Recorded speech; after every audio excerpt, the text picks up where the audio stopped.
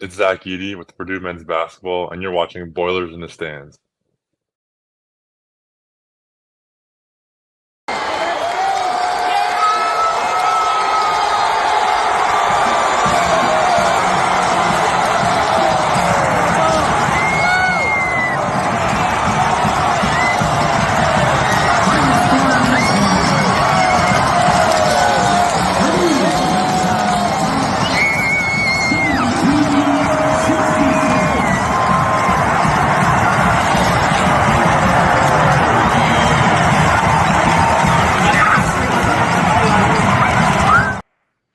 Welcome back to Boilers in the Stands. The 2024-25 season is just a week away here, ladies and gentlemen.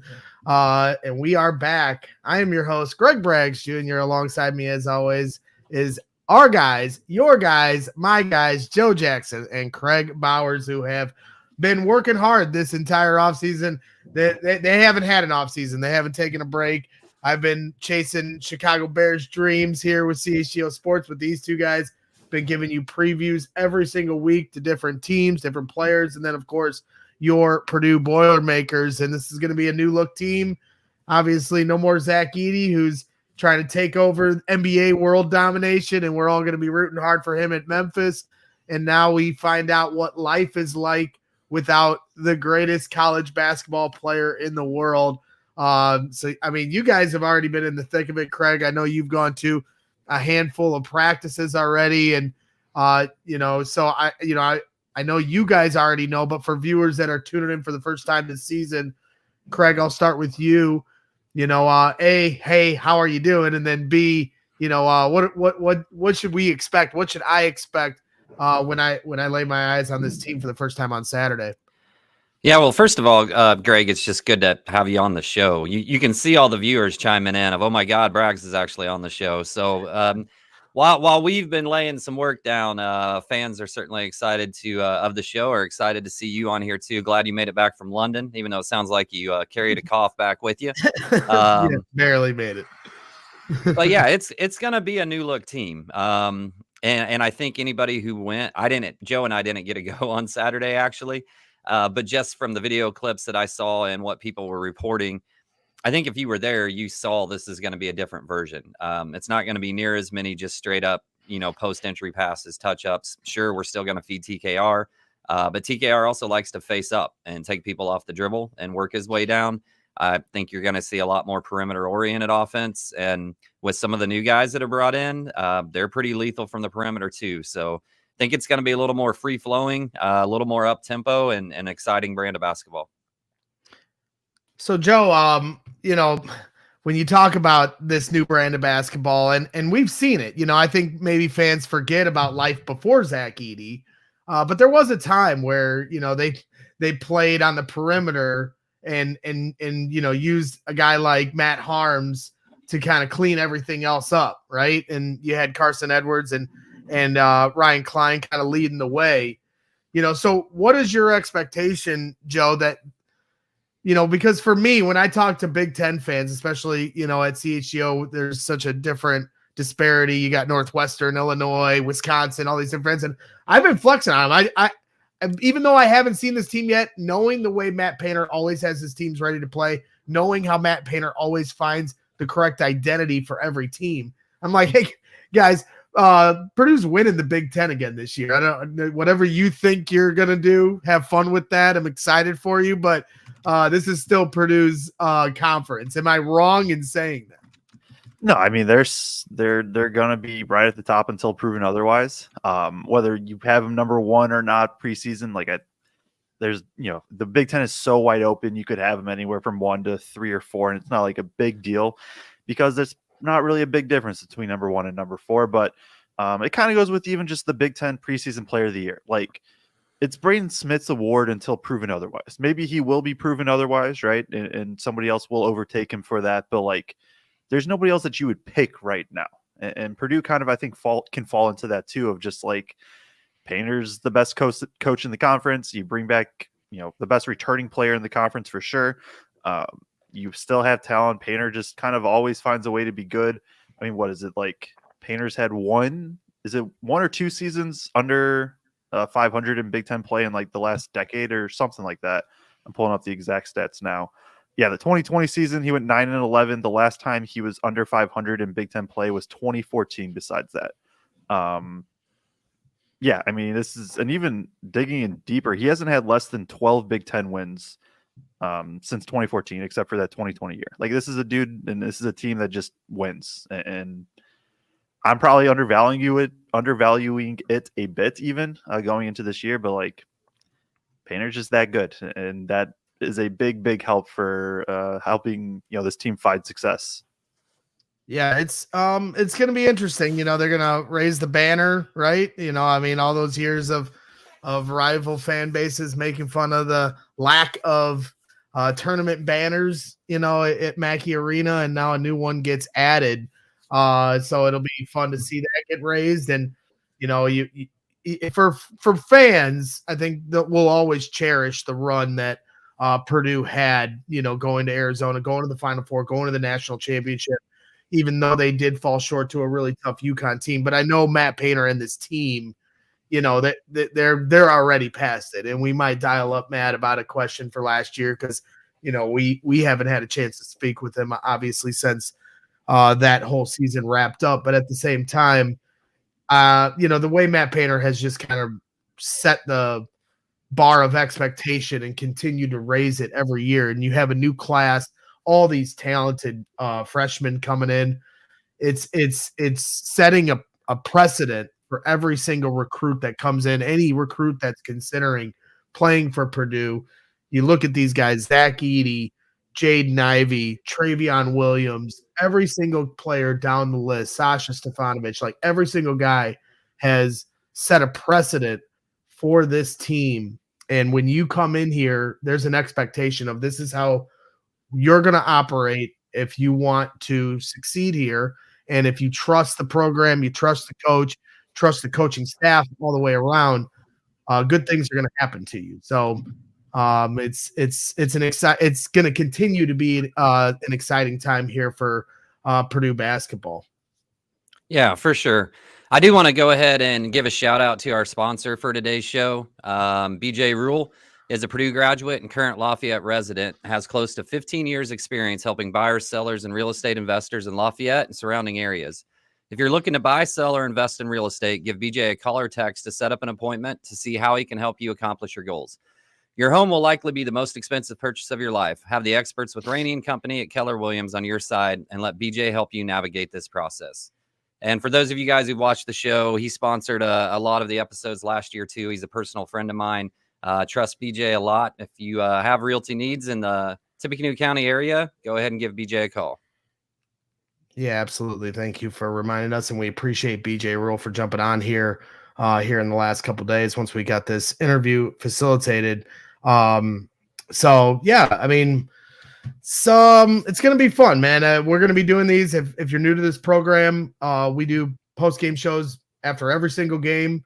We try to do as many weekly shows as we possibly can, do different interviews with former and current players, different fans, different angles, whoever is connected to this Purdue program in different ways. We put a spotlight on those, and we know you, the fans, that's what you guys want. And we try to provide what you guys want here with your Purdue basketball fix. And so that's what we do here at Boilers in the Stands.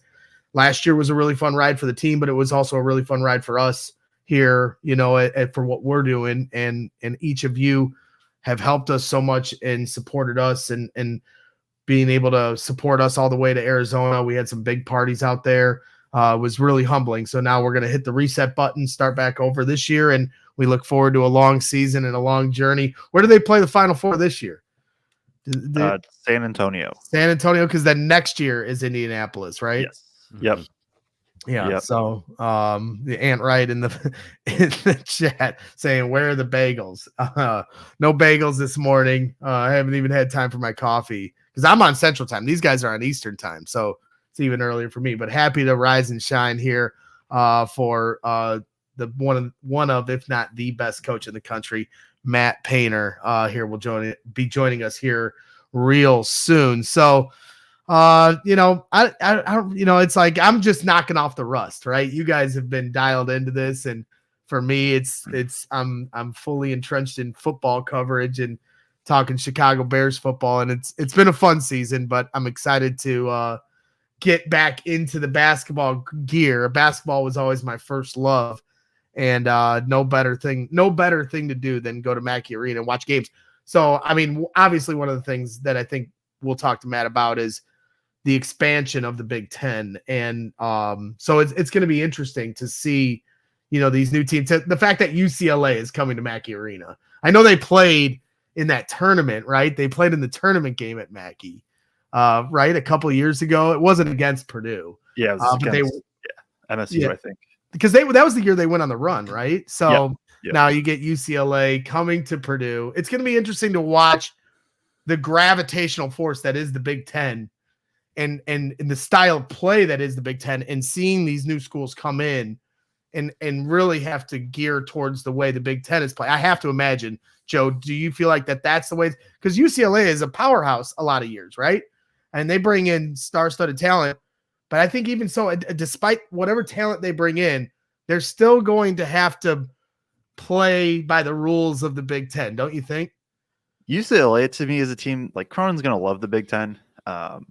He's going to fit right into me of just being able to grind it down. He seems like he's very comfortable winning a game 55-53, 50-48 if it really comes down to it. But some of the other guys like, USC, Musselman is going to be a completely different style. Dana Altman's very successful coach. Sprinkle, who Purdue played in second round last year, like he's been successful everywhere he goes. So it's going to be fun to see how the coaches and the styles kind of mesh with the Big Ten. But it's going to be interesting for sure. All right. Well, let's get to it. Don't want to keep our special guest waiting any longer. I see him here in the background doing his homework, and we're always doing our homework to make sure we do right by one head coach, Matt Painter, joining the show once again. Matt, how you doing? Appreciate you coming on this morning. Good, doing good. Thanks for having me on. Yeah, well, we're excited to talk to you, getting reset, get back to the start of the season. Everything starts fresh. I know you've probably put the Final Four journey and the national championship journey, in the past, and you've moved on to this year, but we haven't had a chance to talk to you. So I just want to start by saying, congratulations once again. And I know, like I said, I know you're looking ahead, but we all as fans really cherished every moment of that. We had a lot of fun following you guys, and you're one of the most deserving people in any sports that I've ever covered. So I'm very happy for you.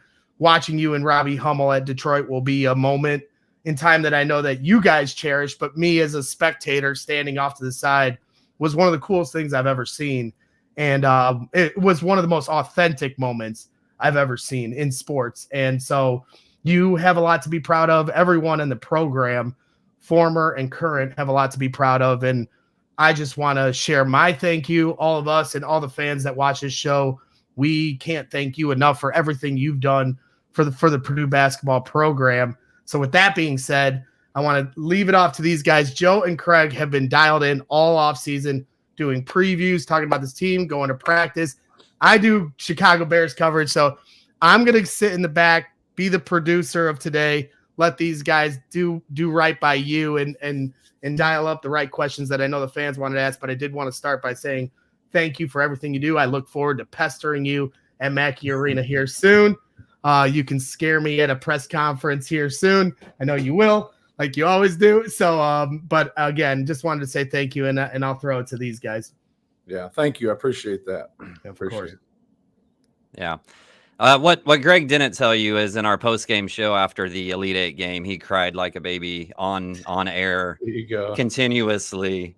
So it also impacted him very emotionally as well, as he tried to talk about it. I was seeing you guys go to the Final Four. And speaking kind of that journey, last year, everywhere you guys went, whether it was I was in Maui, I was in Toronto, all the tournament weekends, it seemed like Purdue fans just took over locations. Yeah.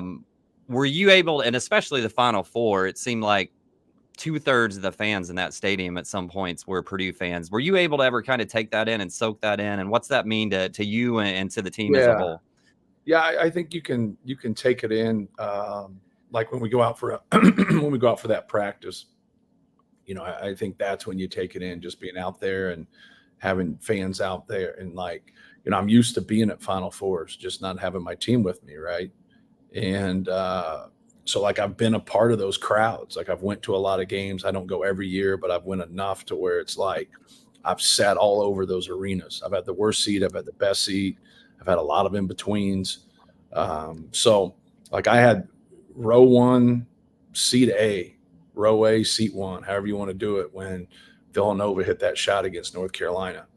And I just looked at my wife like, man, 2 Villanova fans should have been sitting right here, because like I love Jay Wright and I love Roy Williams, and I wanted them both to win, and somebody had to lose, and that stinks.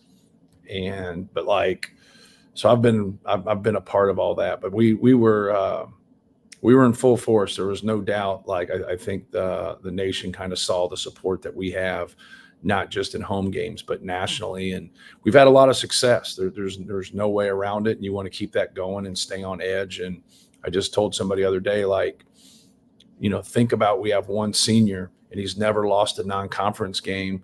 And he's only had one road loss where it hasn't been a court storm. That's kind of hard to digest all that. Right. That's hard to take in and say like, wow, like that's a hell of an experience for someone for 3 years. But, we want to keep that going. And that's a tough task. And so like, you got to move past, success. You got to use that success to help you. But you also have to understand this is a totally different team. Yeah, and jumping to this year with it being a new team, obviously Zach Edey going to the draft can't be overstated how much that can change the team. For me specifically, I'm curious. Braden ran the second most pick and rolls last year out of any individual in the country. Large percentage of those were set with Edey being the screener. You've seen kind of an adjustment period for Braden in terms of just the actual space that is created from a screen? Right. Just knowing that Edey was, obviously the gravity on his role, but just the screen itself from Edey is just different than probably anybody that he's played with. Yeah, no question. No question. You really got to get those guys to understand about angles and, and just using them. And so like, see, it's great that you say that, because we don't get that kind of understanding nationally, that you would just think we dribble the basketball up and throw the ball inside, where we probably use more pick and rolls into post ups than anybody in the country. But if you're going to play us in a deep drop, or you're going to play us in a semi drop, Braden's going to knock that pull up down. Like he's proven that. Like the people that played that way, he proved that. Then when people got aggressive, it's hard for him because he wants to, get assists, and sometimes he's got to get that hockey assist and just get that ball moving.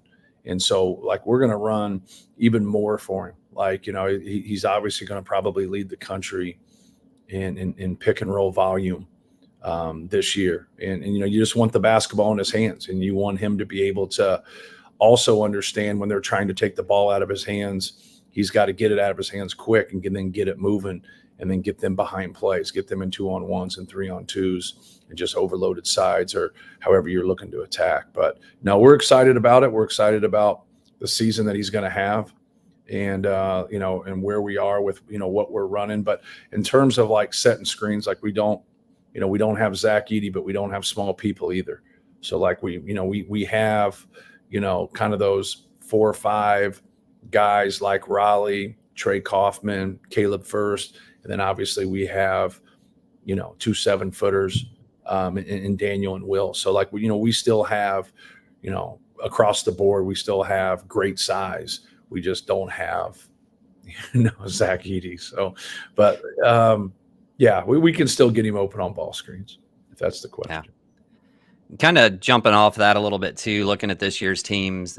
I've heard you in interviews over the past 2 years really kind of mention, with the gravity that Zach carries, how players can complement around Zach a lot of times might dictate who was getting minutes on the floor at any given point in time.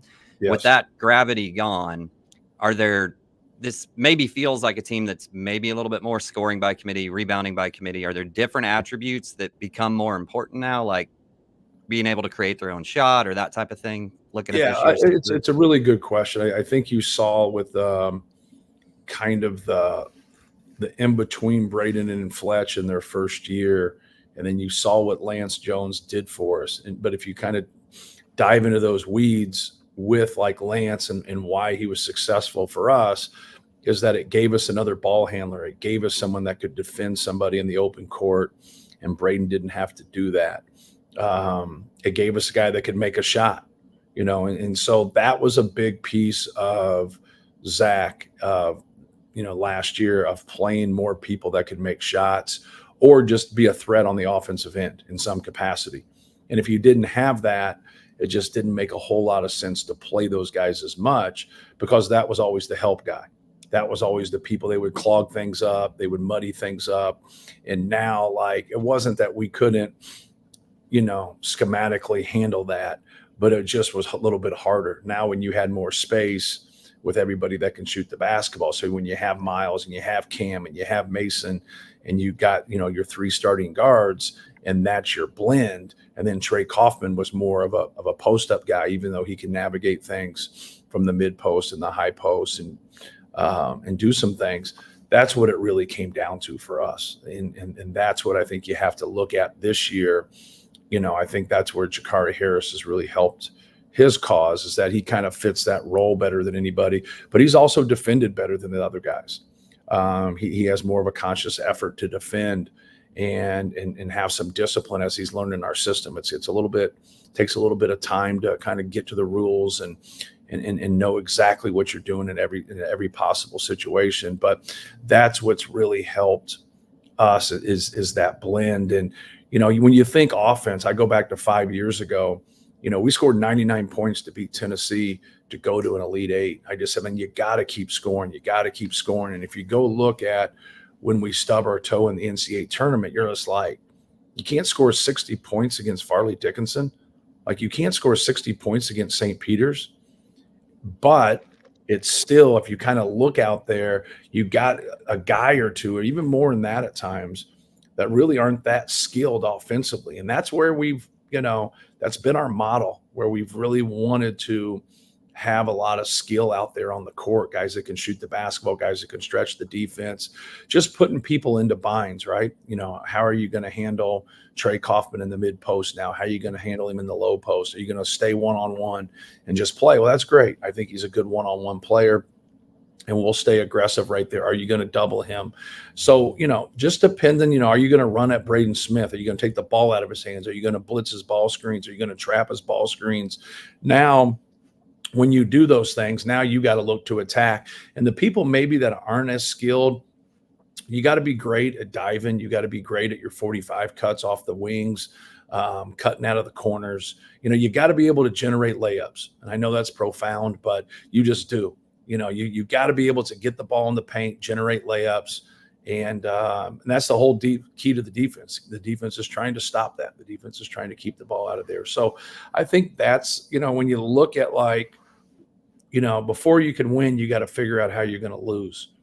And what would you do against us? How would you do it? I think the more different looks you give Braden Smith, the more aggressive you are on Braden Smith, force him to see if he'll just keep the basketball at all times.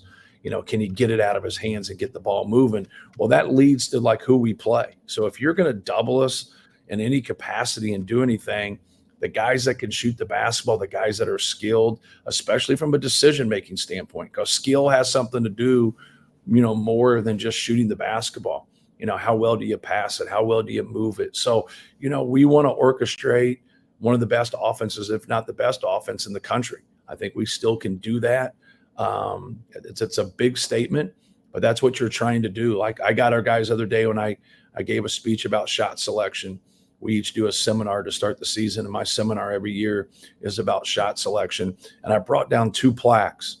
One plaque was in 2023, we led the nation in rebounding difference. And then in 2012, if I got it right, we led the nation in fewest turnovers. So I just said, if it can't be done, then how did we do it? How did we do it in these 2 years? Well, you can point at Zach Edey on the 1 year, right? You can just say, hey, man, the guy's the best rebounder in the country. Like, you got him, so now that's your team. So, like, let's work towards that, because we've been a good rebounding team before when Zach hasn't been on our team. So, like, now can we take care of the ball at an elite level? Can we rebound at an elite level? Because if we can do those two things with the skill that we have and the point guard that we have, you know, I think we can, you know, be in a pretty good position. But that's you know, you got to be on proving ground. You got to be able to do those things. Yeah, for sure. And I think kind of with that, the skill and ability to score, create your shot, things like that, is a guy we haven't really mentioned in Fletcher Lawyer so far.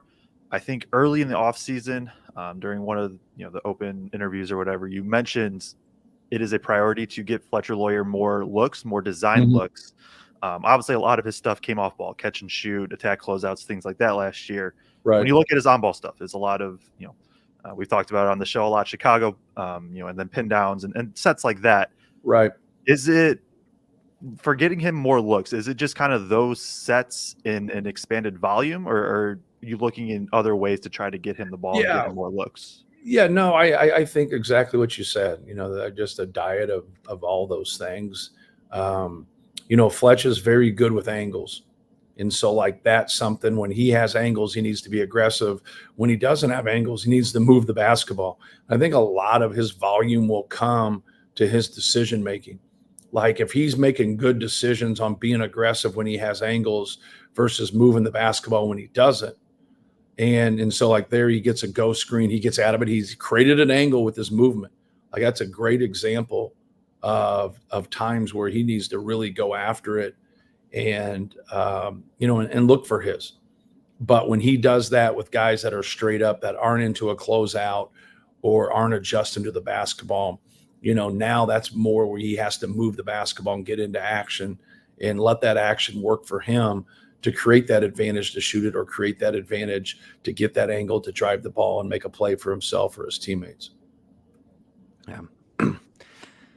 Coach, you've had a lot of success finding very good players who maybe weren't ranked the highest by recruiting services. Obviously, Zach Edey is one example, being two-time National Player of the Year, but Braden wasn't necessarily super highly ranked. Even Carson, I think, was in the 80s or 90s, or maybe even 100 something, and ends up being an All-American. Is there something in your process and your staff's process of evaluating players that has allowed you to identify people that maybe aren't valued as much by those recruiting services, or are they inherently flawed and designed to kind of pick guys that fit more of that NBA size and athleticism? Yeah, I think it's both. I think you'll see your rankings be higher with people that are more athletic, which it doesn't make sense for where Jaden Ivey's ranked in, because he's super athletic. I was just like kind of blown away that more people didn't recruit him, or more people didn't at least dig, especially with his pedigree, because when you deal with somebody's got a lot of pros in their family, they're normally a pro. Like, it just kind of works that way, right? But no, just, trying to see it for, like, you make a lot of mistakes. That's what, like, people don't understand. Like, and some of your mistakes you make, like, people from a public standpoint don't even realize it. They don't even know. Behind the curtains, you're just like, golly, it's the one thing as an evaluator is you better be pretty humble. Like, if you want to, like, toot your own horn, we've done this, we've done that, like, you're going to make mistakes no matter how you go about it. Just learn from your mistakes. And if you're not humble, you're about ready to get humbled, because like we've made some errors in terms of not going on certain guys or going on certain guys. And it's just an inexact science. It's a lot harder than you think it is. But like CJ Cox was something that just made a lot of sense to me. I saw him play against a kid that I recruited for 2.5 years. The kid, his recruiting just got lengthy, just got long. And I kind of just dove into him, and I'm like, man, I really like his makeup. I liked his dad. I liked his AAU coach. I liked his prep school coach. I liked the way he carried himself. I liked his maturity. He was a shot maker. He could make a pull up. He can play the 1 and the 2. He appreciates the opportunity. He was with, he had all Ivy League schools. And I was just like blown away that not more people were recruiting him. And I was like, man, like, how is this guy not getting recruited? Like, what am I missing? And then as I started to watch more, I'm just like, he's very functional. He's not a high volume type guy. He's very functional in how he plays already. And so like, I just thought that like, hey, like I can't pass on this. I got to go on this because he's going to be a successful player at Purdue. So Jaden Ivey's like talent was just too much. Carson Edwards just, the way he can score. And we picked that one up late just because that was somebody had decommitted from us. So like we've had a couple really good players from a decommit. We had another guy decommit. We got Braden Smith. So we've gotten Braden Smith and Carson Edwards after two different guys decommitted from us. So I don't know if we're lucky or good, or I don't know the right word there, but so we're like, we feel very fortunate. I think it's hard to get big guys. I know that's coming out of my mouth there, but it's hard.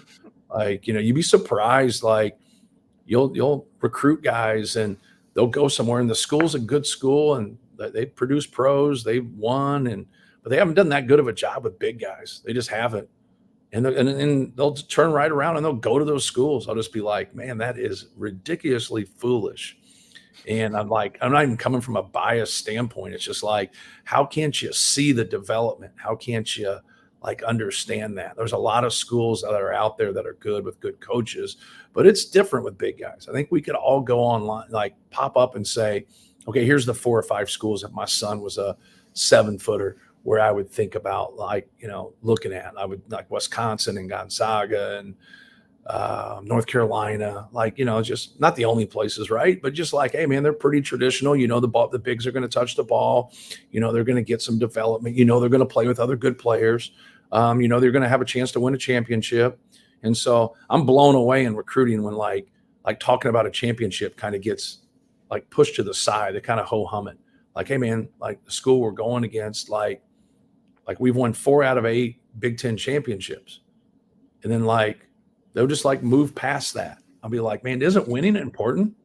Like, doesn't that like, and so for me, like winning's everything, right? When it comes to the competition piece of it, like that's what you do. You sacrifice so you can win. We all sacrifice to win. And so it's always interesting. It's very interesting. I learn something every time I recruit somebody, especially when it goes long. When it definitely goes long, you're like, man, how didn't I see this? That he wasn't coming to our place? How didn't I see that this guy's not going to be factual in his decision? He's going to be more emotional with that.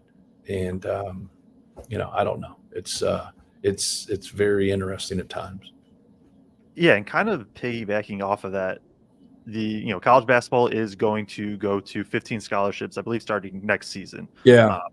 I guess 1, do you have any thoughts of that? And 2, what do you think it will affect how you kind of go about recruiting, knowing that right, it is going to change the makeup of the roster itself? Yeah, it's really going to come down to the settlement. That they're having that they're supposed to have that last meeting to hopefully have everything in line the day of the national championship game. That's more important than anything, in my opinion. Just can they get it to where they have a salary cap, to where like the money that's being distributed to these guys is relatively equal across the board, especially at a high major level, like because who we recruit against in the Big Ten, who we normally recruit against in the Midwest sometimes is out of our league, right?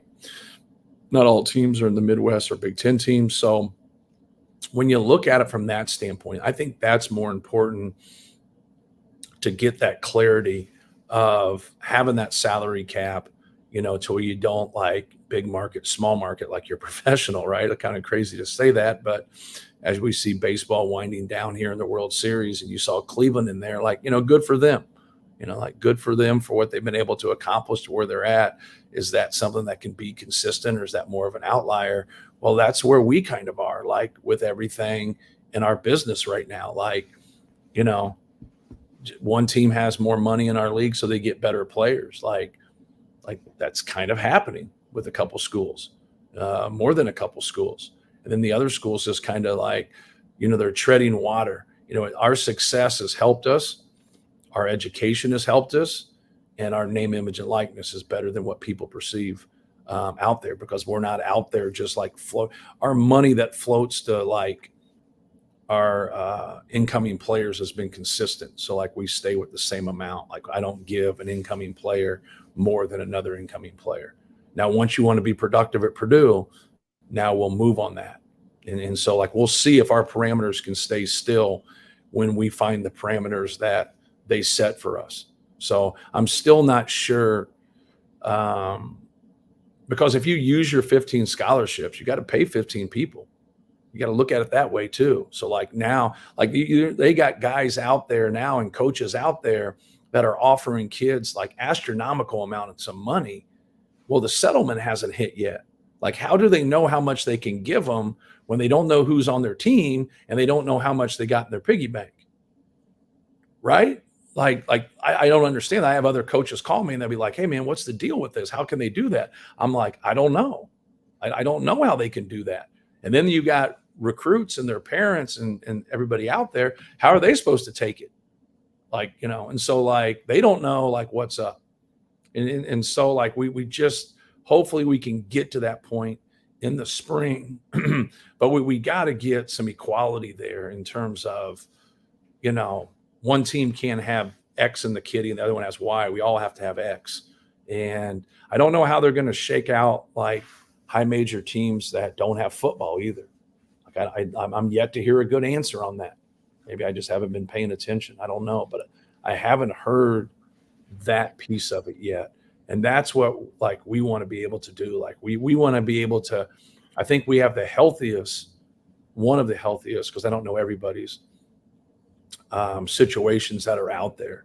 So the numbers that came back to us like last year, the money that kids got in men's basketball across the country, it was 13% name, image, and likeness. The other 87% was just, that's what guys got. So it's not name, image, and likeness. Like watch a baseball game, like write down how many Major League Baseball players in that baseball game are in a commercial, right? You got 26 guys on a roster. So we got 52 guys. There'll be 4 guys in a commercial total. Like not everybody gets that piece of it. Obviously they have their salary, they have their other stuff, they have their card stuff, they have their whatever, like you go down the line on that stuff. But, you know, so I think we just have to call it what it is. I'm not saying where it's at is bad, but we need some help and some guidance with that. I'm not an attorney, so I can't speak on all of it, but hopefully that is better. I always play with scholarships like I have more. So like you guys lose your mind about it and start tweeting and doing stuff. And it's like, yeah, I'm just going to play like I have more, because in this, and people don't do that, but I do it because like, how else are you supposed to stay ahead of the curve? Like, I just want to be ahead. Like, I don't want to be behind and scramble and saying, oh shit, I don't have a point guard next year. Like, man, I got to go in the portal and get 2 point guards. Like, I don't want to be that way. So I try to get my need almost a year before. Like, I just try to say, okay, now you got to be able to keep guys. We've been able to do that. And I've always said that, like, at some point, that's not going to be as clean for us. It just isn't. Like, people want to play. But if you come to Purdue and you want to get your education, now, like, you got to make a real tough decision that I'm leaving this situation and not getting my degree from Purdue, and that means something to me. So you're going to be a former player way more than you're going to be a player in life. So, yeah. Well, when you talk about NIL or name, image, and likeness, and you look at Zach Edey, National Player of the Year. There's been National Players of the Year. You could put out a commercial and nobody would know. Not everybody would necessarily know who they are, but everybody, like, so not everybody finds that echelon of where you become a national face. So that was my only final question to you real quick, because I don't want to take up any more of your time, and we appreciate you joining us here this morning on Boilers in the Stands. But I know you did get a chance to watch Zach Edey play with Memphis when they took on the Pacers. And so how satisfying is it for you that now the NBA world seems to be finding out what we've been seeing for the last 3 years, and like, and we talked about it on the trail to the Final Four, and sometimes it's like baffling that people still underestimate this guy. Now he gets to the NBA level, and people are like, holy crap, this guy can play. And we're like, that's what we've been trying to tell you. So like, how satisfying is that for you to watch now the NBA level of fans starting to realize who Zach Edey is? Yeah, well, I think it's, you have to be careful. Like, you can't, like, don't feel like you have to answer to the untrained eye, right? Like, and so like the people that are speaking don't know what they're talking about, and not everybody in the NBA know what they're doing. Obviously, the Memphis Grizzlies know what they're doing. Oh yeah. Like they didn't even contact any of us. Like they just worked in silence. I loved it because now like they felt sure about what they were doing. They did their real homework, and that's the best, man. I thought their evaluation and how they handled it was great, and they just did their work, and it makes a lot of sense. Go look at their team. They have good pieces. They're kind of similar to us in terms of you look at their pieces and how they look at people that are competitive, people that are skilled, people that fit. They're definitely going out to try to find that fit. But no, he's a great player, man. He's, I've never heard somebody, talk shit about him that had to guard him. So, so you can say whatever you want about him, all right? But I know this: the people that have to guard him have never talked shit on him because they know how hard it is. It's like in the championship game, like it was just, we should have got him more shots. If they were going to play him straight up, he took 25 shots. He should have took 35. Like we should have got him the ball more. Like, and people are like, well, that's crazy. No, it's not. He can carry the load, man. Like he's great. Like anytime you have somebody great, give him more. Like don't say, well, he's doing enough. These other guys got to do it. No, he's fine. He's a guy that thrives. He wants to get 20 rebounds. He wants to score 40 points. Like, the way he took us home in that Tennessee game, they're like, they were going to stay one-on-one. It's like, there's nowhere else we need to go with it. If you want to play him one-on-one, there's nowhere else. Like, if you can pick, they're going to let Mickey Mantle swing and they're going to throw to Mickey Mantle. Like, let's keep getting Mickey Mantle in that box. Let's keep doing it. So I'm happy for him. He knows he has a lot of work to do. And there'll be tough days, but there's tough days for everybody. But I think he's in a good place, and I know he's in a good place. I got a lot. I think they have good pieces there. They're well coached. That guy's a good coach. I sat by the bench the other day and listened to him, and they know what the hell they're doing. And Zach's a very, very physical and tough guy, but he's also a very intelligent guy. He'll pick up on things. He'll know things. Everyone has a learning curve, but his is pretty quick. Yeah, no question. And playing off of John Morant, that's a recipe. That's a tough recipe for teams. And to your point, I mean, Memphis with guys like Steven Adams and Zach Randolph, they've been a big man factory through an era of basketball that's kind of started to play on the perimeter, and they have never really abandoned the post. And so it'll be fun to watch Zach's elevation in the NBA. I know we're all going to be rooting for him. So, Matt, really appreciate you as always coming on to start the years. Kraig had to take off. He teaches classes, so he had to take off, but he sends his regards. These two have just been so dialed in every step of the way. They're always, and I cover the Chicago Bears here in Chicago. So I'm like Caleb Williams and that, like, unless we were going to talk about Caleb Williams for 30 minutes, I wasn't going to be able to provide. Cause when you talk about hey, on the trip to the Final Four, you said, we should give a test to the media members. Yes. Well, I would fail the test right now. Like I still need to do my homework on your Purdue Boilermakers. Maybe just tweet. I don't know. Just the people that tweet have to take a test. Yeah. Well, I tweet incessantly, but it's mostly about Taco Bell. So, but when we get to later in the year, I'll have a little more homework done and maybe I'll be able to provide some better questions to you. But Joe and Kraig just do an absolutely tremendous job covering this team that we all love and that you lead the way on. So, hey, one more question. Halloween's right around the corner. The only fun question I had for you is I'm curious to know, what was your favorite costume that you had when you grew up for Halloween? Man, I don't remember.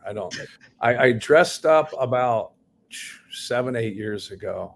My wife had a party, and I was the dude from Hangover, Zach Galifianakis. There we go. Yeah, I was him from the movie Hangover. You had the satchel? Had the satchel with the baby here. Like, yeah. I got some pictures. All right. Well, if you want to send the picture It'll cost you. Those aren't free. Okay. All right. Well, thank you again. Appreciate you coming on. We'll catch you at Mackey here soon. I know you got Creighton coming up on Saturday, so we look forward to dialing into all this and getting into the regular season. So cool. Have a good rest of your morning, and we'll catch you here soon. All right, guys. Thanks for having me on.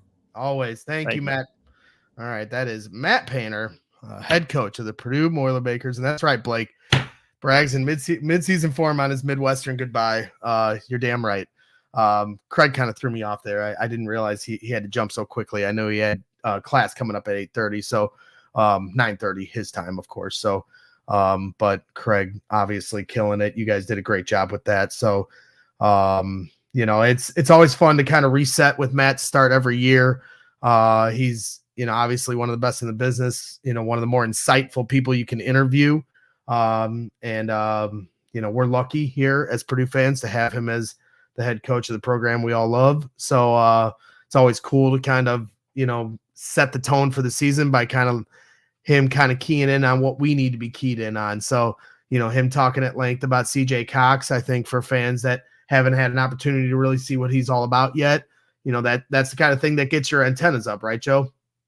Yeah, for sure. And he's talked about him a little bit throughout the offseason, but Painter trusts the dudes he recruits, and CJ Cox is probably going to be next in line of the not ranked nearly high enough, and then he's going to be productive, and then in 2 years, everybody's going to be like, where did this guy come from? And then, why wasn't he recruited more? And they'll go through the whole cycle. But as Painter said, he does his homework, and he understands what he is looking for. And CJ Cox is a guy that is going to fit that. Painter does not care whether a guy is being recruited by a lot of guys or not.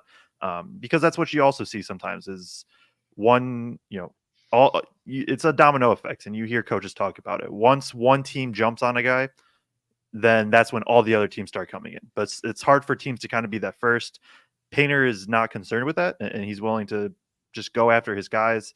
I also just side note a little bit, we really do have to appreciate Painter, in his interviews and stuff, that he is real, and that he there are a lot of coaches and understanding in today's with PR and all that stuff, you kind of have to do it. There are a lot of coaches that will just kind of talk but not really give insight.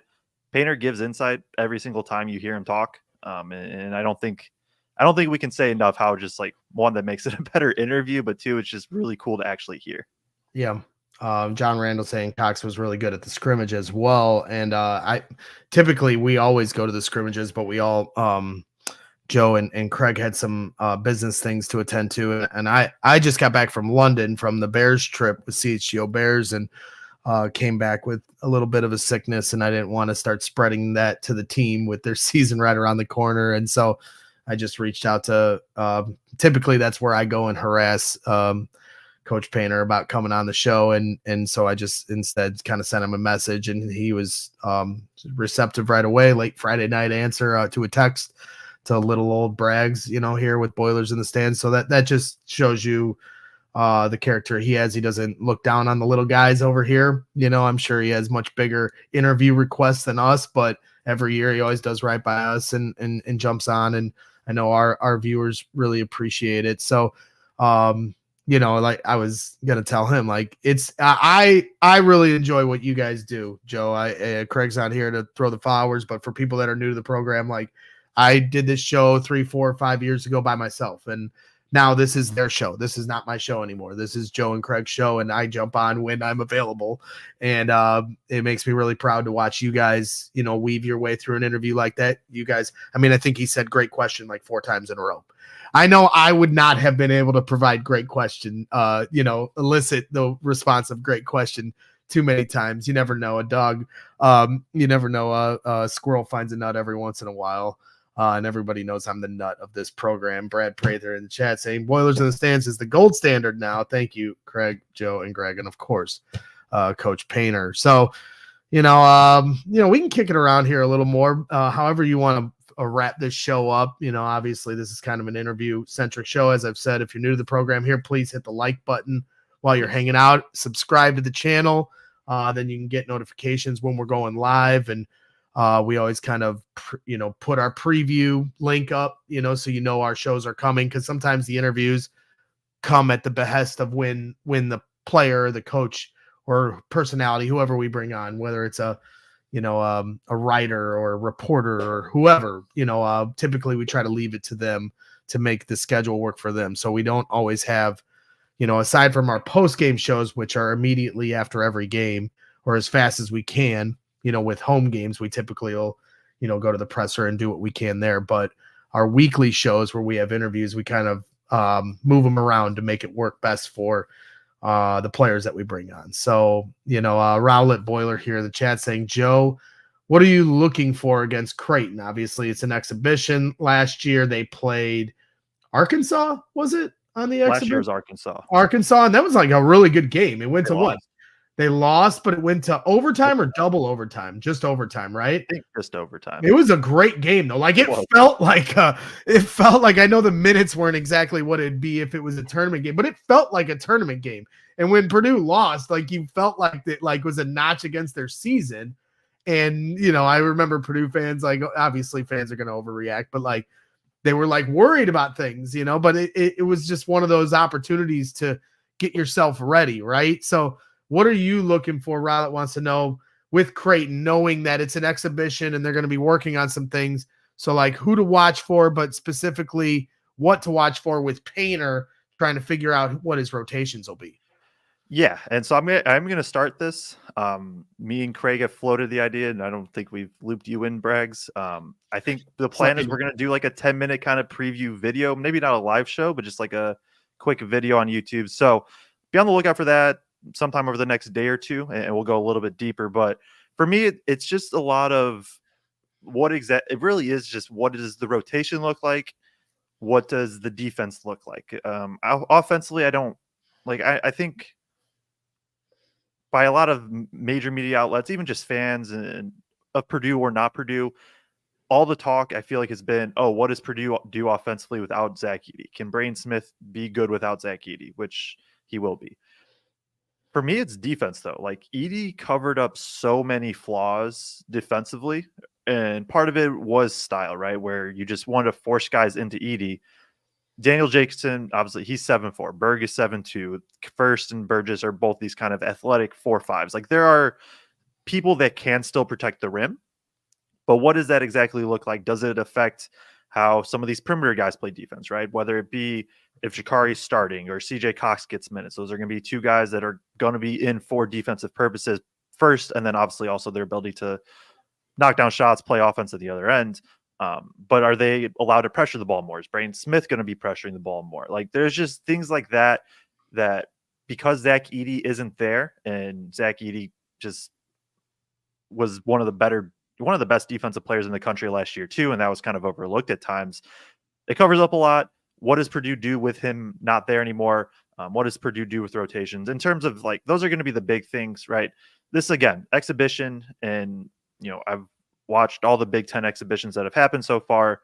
In general, there are little notes I think to take away, for at least for me. I don't have major overreactions ever, because you just never know, right? Like last year, I think it was Newbert that reported it, and I know it's I've talked with other people. It's been confirmed. Last year, the Arkansas exhibition, Painter showed up. Like they didn't plan; they just showed up and said, "Let's play." Musselman, and I love Musselman, and now he's at USC in the Big Ten. He like game planned for that for a while, of like how to slow down Zach Edey, how to basically how to win. And so there's things like that, right? Where if Painter game plans for last year's exhibition, maybe Purdue wins by 15. Who knows? But little notes. It's going to just be fun more than anything to see what the actual rotation is.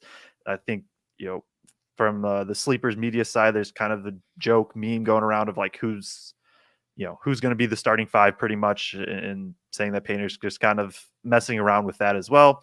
The starting five is not going to be the same all year. I'm pretty confident in that. There's going to be changes. This will be game one. We'll see what happens there. Well, I mean, we didn't even really, obviously couldn't go too in depth with every individual player with Painter. And I'm sure, you'll be able to hear his thoughts on each guy as they do their weekly shows every Monday. Typically they're like every Monday night. Right.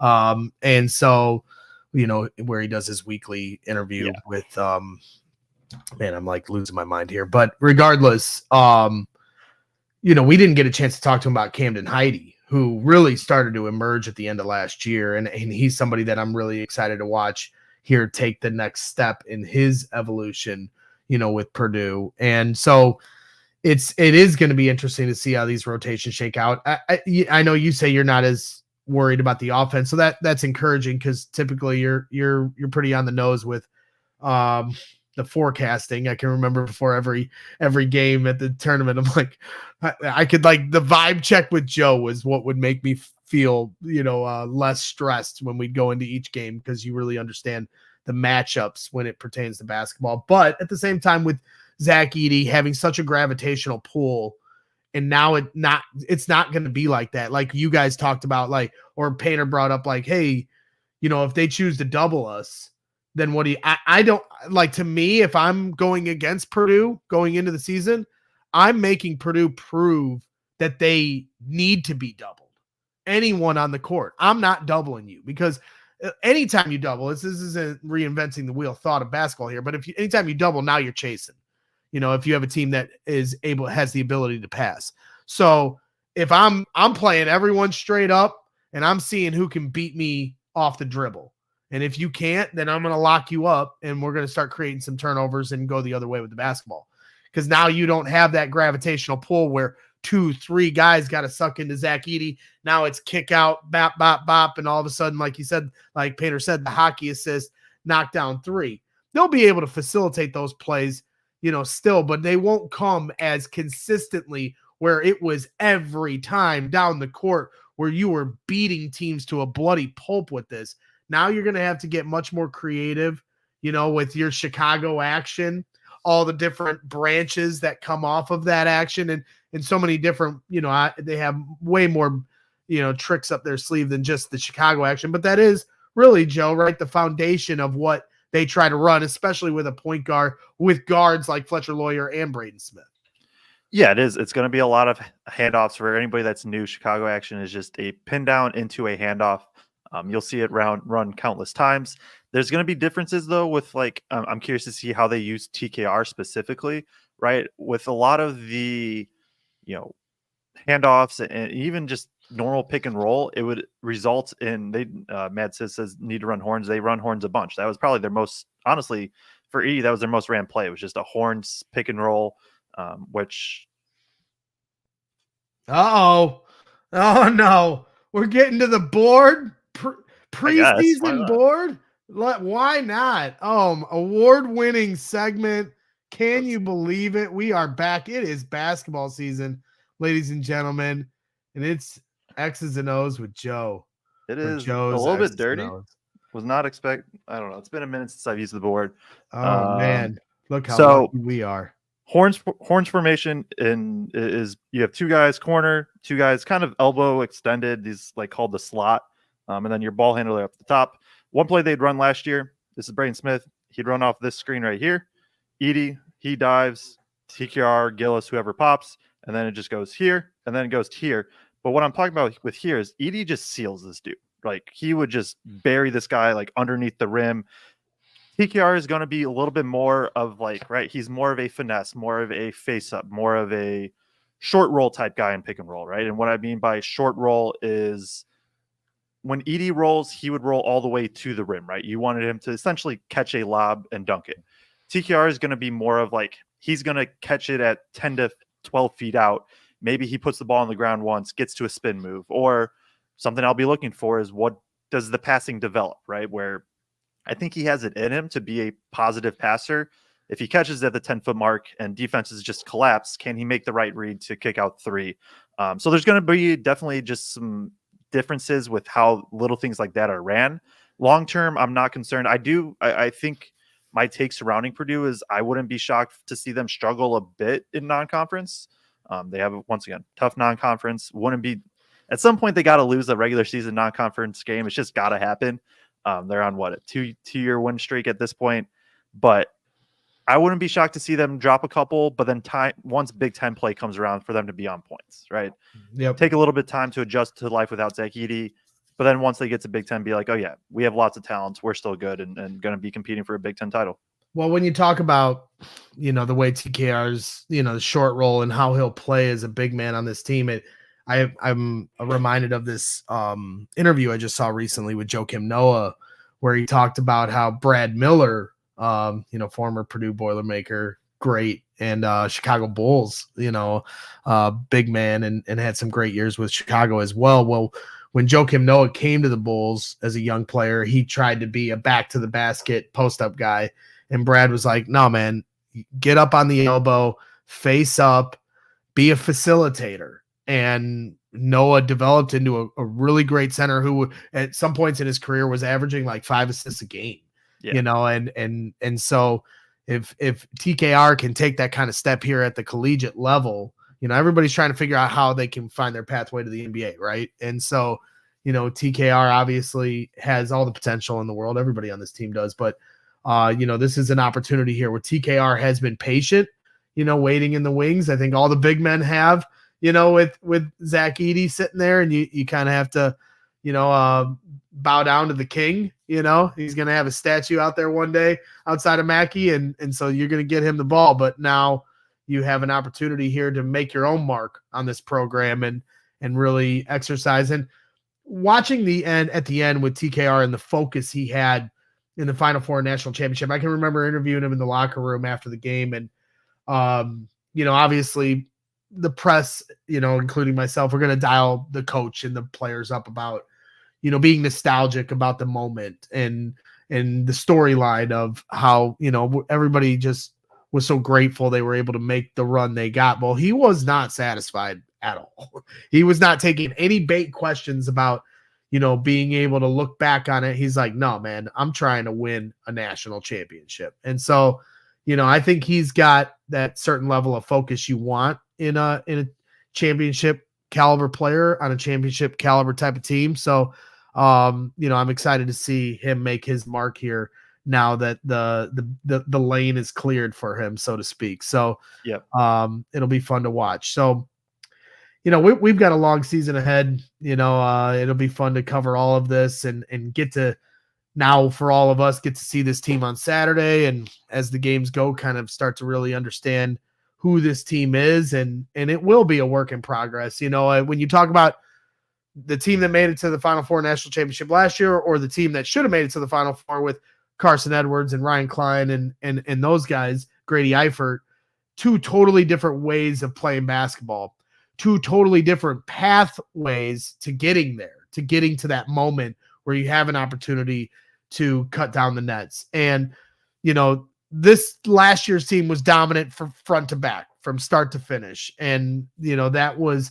who they were. But the team that, just fell short of the Final Four against Virginia, like, great team, but they took all year to figure out who they were. So it's hard to say exactly how quickly it'll come together, to your point, Joe, and it might take all the way through conference play or non-conference play and maybe even a little bit into conference play for them to find out who they are.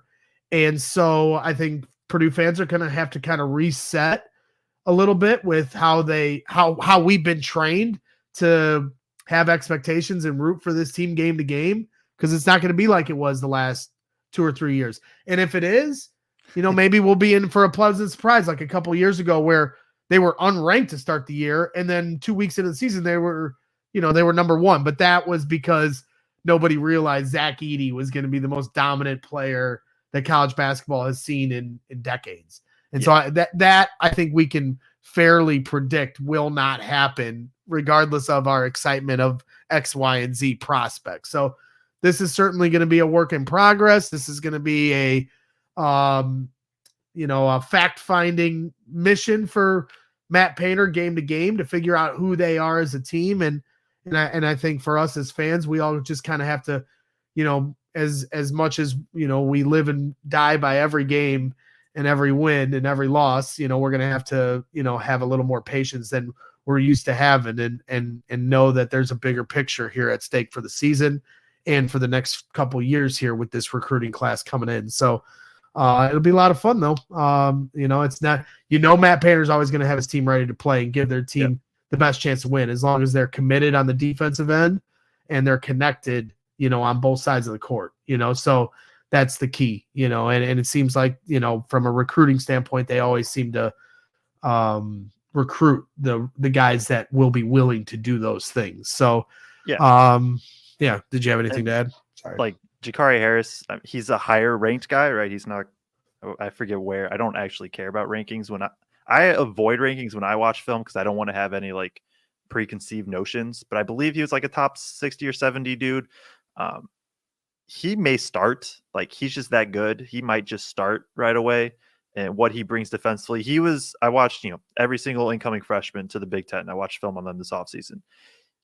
the thing that stood out about him more than any other player is like he just did all the little things, and that's exactly what a painter player is. Brad Prather says, "What's the starting five? We have so many lineup possibilities and pieces." My answer at this point is I have no clue. Like I honestly just want to be like surprised. I want to be surprised Saturday and just be like, okay, this is what it is. If you go through this whole offseason, right? At one point it was Jacobson's going to be a star right away. He's going to start at the 5. Then it moved to, they're going to play smaller with TKR at the 5. And now I think it's reverting maybe a little bit back to potentially like Jakari starting at the 3 and maybe some other big starting at the 5. Like, I don't know. I also don't expect the starting 5 to stay the same throughout the whole year. It's not going to happen. If it does, like, it's the same thing with the non-conference thing. Like, Purdue isn't going to go undefeated in non-conference, but like, again, if they just happen to do it, if they happen to have the same starting 5, that's that means very, very good things for Purdue. Yeah, 100%. So yeah, I mean, right. Last year at this time, I can remember you guys get so many things right. So I'm not trying to put a spotlight on things you necessarily got wrong, but I remember you guys being so encouraged by Brian Waddell, right? Yeah. And predicting, like 12 to 15 points, like 12 points per game. I know you guys, I don't know if you've done that exercise this year yet, but trying to predict the points per game, that might be a much harder task than it was last year with the pecking order of trying to figure out who's going to be who. Yeah. But it just kind of goes to show you like what you see in practice. Then when the real bullets start flying, it's a lot like football, right? You can, until the live bullets start flying and you find out the cut of a guy, and how they respond to adversity, and the chess match, of trying to understand how a defense or how a team is trying to defend you or play you on both ends of the court. These young guys, it's such a coin flip to know how they'll respond to that. And a few years ago when you had Jaden Ivey and Brandon Newman and Zach Edey come in, and then there was one other. Who's the other freshman? I'm forgetting part of those 3. There was somebody else. Well, regardless, who's the other one? It was Morton, right? Morton. Yeah. Could have been. Well, regardless, when those guys came in, there was an opportunity for them to play and make mistakes because of what the roster was at that point. Like with this team, you're going to have a smaller margin of error, if you're Jakari Harris or whoever you are, because of guys like Camden Heide and Fletcher Lawyer and guys that have been there and done that, all the way to, the national championship stage. Like this is the experience that these guys that came over from last year have is unlike any experience any Purdue veterans have ever had, and that's, you can't replicate the kind of experience getting to a national championship can have for these guys. So, I know everybody's really high on Raleigh Burgess, right? But like at the end of the day, those guys are competing against minutes of guys that have gotten all the way to a national championship and understand the real grind of a season like that. So it'll be interesting. It's a good problem to have at the end of the day. Like they have really talented freshmen that can light a fire under some people's asses. And then they have some veterans that have been there and done that at the highest level of this game. So it'll be interesting to see how that all shakes out. Brad Prather saying the ceiling for Burgess and Jacobson is huge.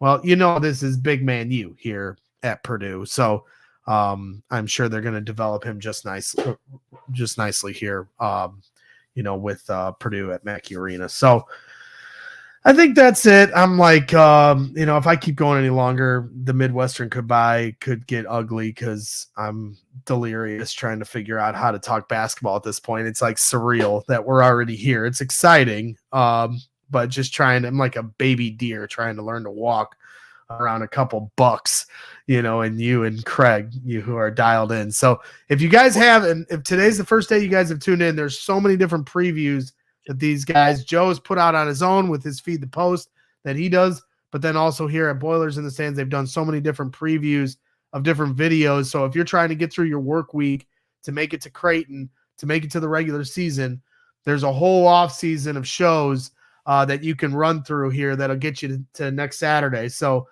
make sure you tune in tune into those because they're evergreen. You know, they're stuff that still, you know, is relevant to today's conversation. So, Joe, did you have anything to add before I pass out and No, my head lays on this table? That's what I was gonna say. Is me and Kraig this offseason individual previews for all 5 incoming freshmen. We also have previews per position group. So we have a guards in a big room. I will say maybe I think 99% of what we said is probably still relevant. There may be 1% that's just as the season, you know, off season progresses, things kind of phase out. But yeah, then also just we have a hot takes episode. We had everybody submit their hot takes for Boilers this season. We reacted to all those. So yeah, a lot of good content for Purdue specifically. For me, if you want to know about more of the Big Ten, feed the post. I've coverage of all 18 Big Ten teams. As Brad Prather says, which I appreciate. Feed the Post will tell you everything you need to know about the Big Ten teams. Check it out. So that's on YouTube. That's also on Substack. There is 2 weeks until real college basketball games, regular season games happen, but a lot of content to take you there, especially if, especially people watching this may be a little bit over college football. A lot of college basketball content. It's there. It's ready to be consumed. As college basketball's here, and we'll have our post-game show after the Creighton exhibition, just like we always will. Next week they play Grand Valley State at home, so we'll be there for that. And then it's go time. So very, very excited for the season. Excited to be back. I've been over it's been a grind, but I've been over just the off season, newcomer breakdown and previewing teams. I just want to watch real, college basketball again, and it's about to be back. Yeah, it's pretty wild.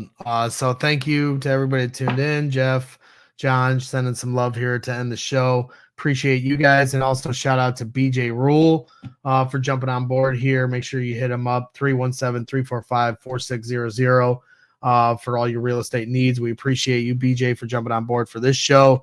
And thank you once again to Matt Painter, the most terrifying coach in all of college basketball. No, I kid. He is the greatest and a really great dude. And he's also very scary when you have to ask him a good question and you got to try to make it intelligent. But we hit our stride eventually. He knows when I'm more comfortable this year than last year by far. Last year I was really nervous. This year I was like, okay, it'll be good. No, he's a good dude, and he always brings really good insight, and perspective on anything you dial him up with. And even if you lob him a softball to try to hit a home run out of the park on the way to the national championship, he'll have some fun with you with that as well. So he knows what he's doing, and we appreciate him coming on every year. Maybe one of these days we'll get him to come on at the end of the year where I can sound a little more intelligent. Cause like I said, it's like, trying to it's like this time of year for me is just like a grace period. I have to see the team play like 5 times before I say anything that sounds like halfway intelligent. So it's just like a fish out of water moment. It's like I've forgotten the game of basketball completely at this point. And so it's just, and that's just, I think for anybody that watches, that goes from football to basketball to baseball and rotates, this is the getting to know you period. So it speaks to it's a testament to the hard work you guys put in, that, you're so dialed into the roster and all the different teams across the Big Ten that you're able to, put together a solid interview like that looks forward and not just behind, as much as we all want to reminisce about the glory days of getting to a national championship. Let's hope we can get to another one here this year, get to the Final Four. We won't get greedy, but we always keep our expectations where they need to be. So once again, thank you to Matt Painter, as always, for coming on. And thank you to everybody that tuned in. Please hit that like button, subscribe to the channel if you haven't. Pass this show link along to your friends. If they haven't checked us out yet, we'll be here all year long, post-game shows for every single game, immediately following the game. And then, of course, weekly interviews with different players, guests, media personalities, fans, whoever we want to have some fun with. So thank you, Joe. Thank you to Kraig, who's off teaching a class right now.